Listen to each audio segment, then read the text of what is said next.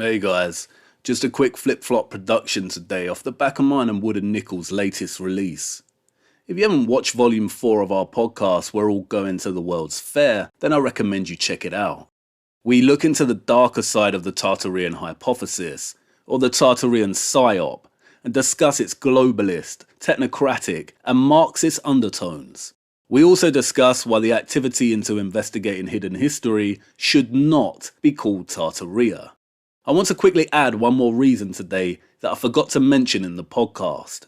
Oh, and before I do, I watched a great video yesterday by this guy, Drew, on his channel Chalk Body Outline. It's brilliant and explores the danger of conspiracies such as the Tartaria psyop. It's well worth watching, because that's the thing, just because something is conspiracy doesn't mean it doesn't come with its own dangers and problems. And just because something is a conspiracy theory doesn't mean it shouldn't be scrutinised with critical thinking. It's good to be aware of both the lies of the world and the traps certain conspiracies bring with them. I'll leave a link to both his video and the Nichols podcast in the description below. The Middle Ages ended with famine and plague. It's estimated that the Black Death killed 35 to 60% of Europe's population. Anthropologist Pat Shipman tells us that the Black Death was so extreme that it's surprising even to scientists who are familiar with the general details. But do you know the theories surrounding the Black Death's origins? As Shipman writes, no one knew what caused the dreadful pestilence. Some took it as divine punishment for the world's wicked ways, possibly the end of the world. Others blamed Jews, foreigners, travellers and lepers, who were shunned and turned away where once they had been welcome, or at least accepted. Some towns barricaded themselves in, afraid to let anyone in who was not already there, and equally afraid to let anyone out. Mothers abandoned husbands and children, and vice versa, for fear of catching the contagion. Few other than those in religious orders dared to nurse the sick. Sometimes houses were burned to the ground, with the inhabitants inside if they were known to be ill. Ordinary parish burial grounds were insufficient to hold the massive numbers of dead, and new plague cemeteries were opened.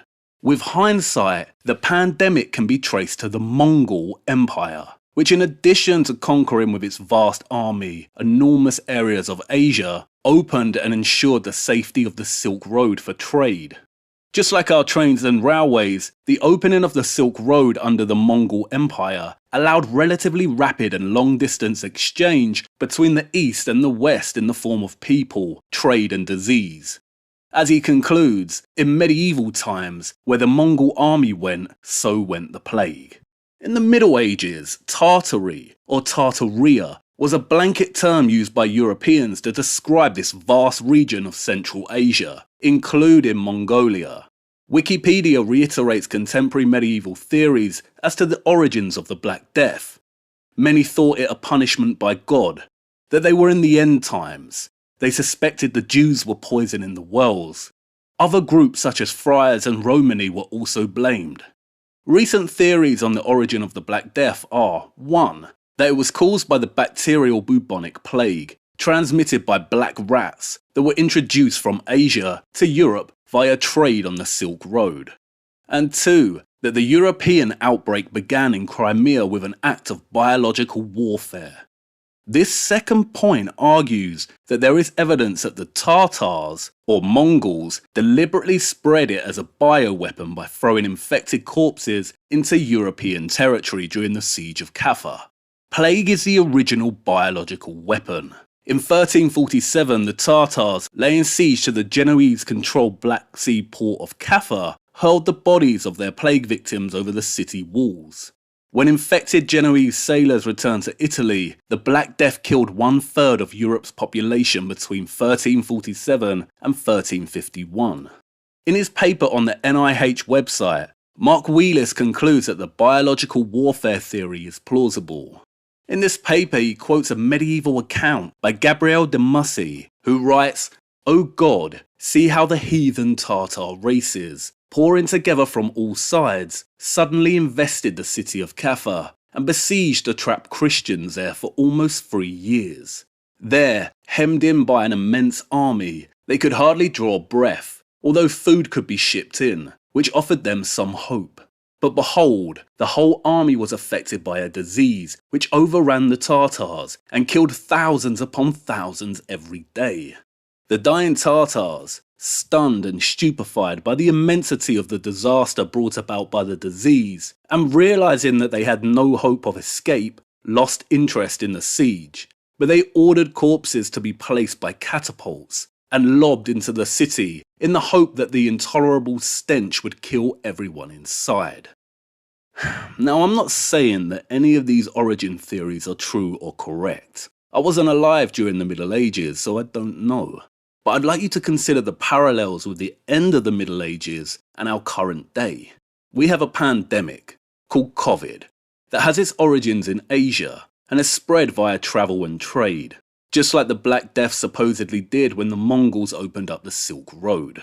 We also have a war going on in Ukraine, and accusations of biolabs with potential bio-warfare capabilities.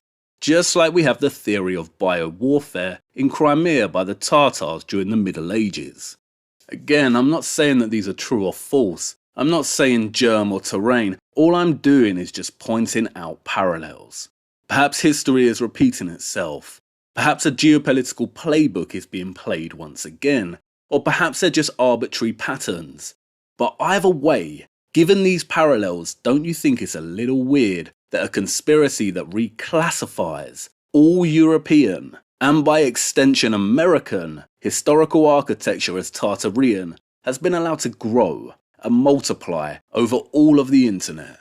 And it's strange, isn't it, that the Tartarian hypothesis argues that the Europeans and Americans of the past couldn't build these structures, but that they belong to a global Tartarian civilization.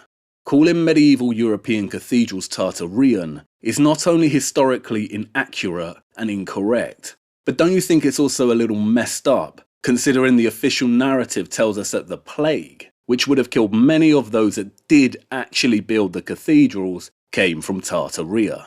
And I know most don't like to hear it, but I really do feel that someone, somewhere, is having a real good laugh at the way the Tartarian conspiracy has turned out. And now I can't see it as anything but a Trojan horse psyop, a wolf in sheep's clothing that quietly delivers a payload of different agendas. Not only that, but it's a huge fantastical distraction. And, in light of these parallels, it's looking like a bit of a joke on us. And I think it's gotten to the point where it's blown up so much now that it really does pose some dangers in terms of the youth being exposed to the idea that their entire history is a lie and it was all Tartarian. I think it carries a very deep and entrenched Marxist ideology that many haven't considered and who stand to gain a lot by becoming aware of these ideologies. Because they can be used not only to manipulate our thinking, but also in very subtle ways online that contribute towards cultural oppression. These are the topics that me and Nichols cover in our podcast, and I recommend watching it. I also recommend checking out Wooden's TikTok Boom video and Drew's video on the dangers of certain conspiracy theories. It's really worth considering. That's all I wanted to say. Keep well and have a good day.